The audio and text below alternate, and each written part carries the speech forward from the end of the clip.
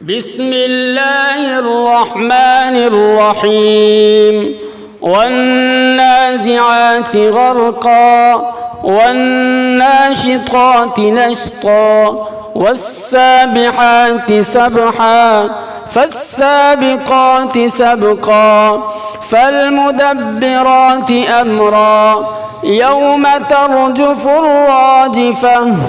تتبعها الرادفة قلوب يومئذ واجفة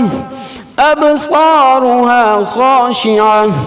يقولون أئنا لمردودون في الحافرة أئذا كنا عظاما نخرة قالوا تلك إذا كرة خاسرة فإنما هي زجرة واحدة فإذا هم بالساهرة هل أتاك حديث موسى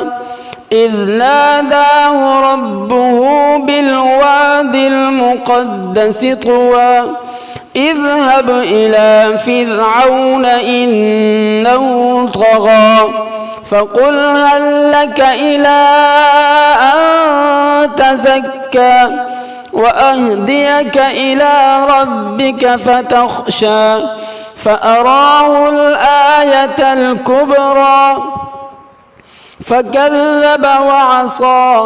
ثم أدبر يسعى فحشر فنادى فقال أنا ربكم الأعلى فأخذه الله نكال الآخرة والأولى إن في ذلك لعبرة لمن يخشى أأنتم أشد خلقا أم السماء بناها رفع سمكها فسواها وأغطش ليلها وأخرج ضحاها والأرض بعد ذلك دحاها أخرج منها ماءها ومرعاها